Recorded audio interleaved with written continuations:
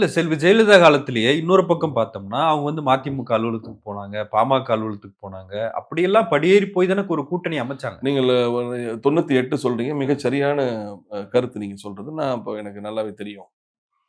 நீங்க அப்ப என்ன பண்ணியிருக்கணும் இந்த தேர்தல்ல, பாராளுமன்ற தேர்தல்ல? என்டிஏல பாரதிய ஜனதா கட்சியோடு கூட்டணி இறுக பெற்று இருக்க வேண்டும். 98 திரும்பி இருக்கும்.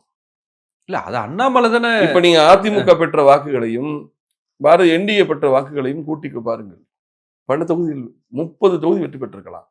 அப்ப புரட்சித் தலைவி அம்மா முன்னே ஒரு வழியை காட்டி போயிருக்கிறார் அல்லவா? அந்த வழியை பின்பற்றி நீங்கள் தோல்விகளை தோரணம் கட்டிட்டு இருக்கீங்க. அதை வெற்றி பாதைக்கு திருப்புவதற்கு ஒரு வாய்ப்பாக இந்த பாராளுமன்ற தேர்தல் அமைந்திருந்தால், அது சட்டமன்ற தேர்தலில் அதிமுக வெற்றி பெறும் என்கின்ற கருத்தை பல கட்சிகளிடம் மக்களிடம் உருவாக்கி இருக்க வேண்டும். அதைத்தான் நான் சொல்றேன். அம்மா செய்ததை எல்லாம் அவர் செய்யவில்லை. அம்மா எப்படி கட்சி நடத்துறாங்களோ அப்படி நடத்தல. ராம வீரப்பன் புரட்சித் தலைவி அம்மாவினுடைய அரசியல் வருகையவே எதிர்த்தவர்.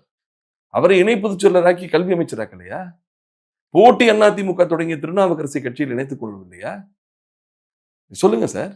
மேடைகளில மிக கடுமையான விமர்சனங்களை வைத்தான நாஞ்சில் சம்பத்திலிருந்து எஸ்.எஸ். சந்திரனிலிருந்து அத்தனை பேரையும் தன் கட்சியில இணைத்துக் கொண்டு அவர்களை எல்லாம் எஸ்.எஸ். சந்திரன் எம்பி ஆக்கலையா? நீங்கள் மாற்று கருத்து உள்ளோரையும் தன்னை ஏற்க வைப்பது தானே ஒரு மகத்தான தலைமைக்கு அழகு. எதிர்ப்பவரும் என்னை ஏற்றுக்கொண்டான் என்று சொன்னால் தானே அது அரசியல். நீங்கள் ஒரே வார்த்தையில ஜனநாயகத்தை அனுமதிக்க மாட்டேன், எனக்கு போட்டியா யாரும் இருக்கக்கூடாது, கட்சியையும் உடைச்சிருவேன், கூட்டணியையும் விரட்டிடுவேன்.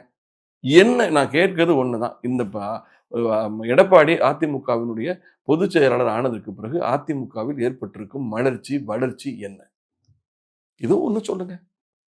அப்ப இதே நிலை நீடித்தால் உதயநிதி சொல்ற மாதிரி 200 இடங்கள் திமுக ஜெயிக்குமா? இல்ல, அரசியலிலே சில மாதங்களில் சில நாட்களில் கூட பல புரட்சிகள் நடக்கும். இன்றைக்கு இருக்கக்கூடிய நிலையில் அவருடைய தன்னம்பிக்கை சரியாகத்தான் இணக்கப்படுகிறது. தேர்தல் நெருங்குகிற போது எடப்பாடிக்கு அழுத்தங்கள் அதிகமாகி, எடப்பாடி கூட இருப்பவர்கள் எல்லாம் என்டிஏல போய் பங்கேற்கணும், பங்கேற்றத்தான் நல்லதுன்னு சொல்லிட்டு அழுத்தத்தை அதிகமாக கொடுத்து அவரை ஏற்க வைக்கலாம், அல்லது எடப்பாடியுடைய தலைமையை அப்புறப்படுத்தி இன்னொரு தலைமையின் கீழ் அதிமுக ஒன்றுபடலாம். இப்பொழுது ஒற்றுமைக்கு இடையூறாக இருப்பவர், பாஜக கூட்டணிக்கு இடையூறாக இருப்பவராக கருதப்படுவது எடப்பாடி மட்டும்தான், அல்லது வெகுச்சிலர், அவரோடு இருக்கக்கூடிய வெகுச்சிலர். பெரும்பான்மை கருத்து பாஜக இந்த தேர்தல் முடிந்த உடனே பிஜேபியோட இருந்திருந்தா நம்ம 30 தொகுதி ஜெயிச்சிருப்போம்னு யார் சொன்னது? வேலுமணி சொன்னாரா இல்லையா? நான் உங்களை தான் கேட்கிறேன். வேலுமணி பொது மேடையிலே புலம்புற நிலைக்கு வந்துருச்சு. ஒட்டுமொத்த அதிமுக தொண்டர்கள், மாவட்ட செயலாளருடைய கருத்து இதுவாகத்தான் இருந்தது.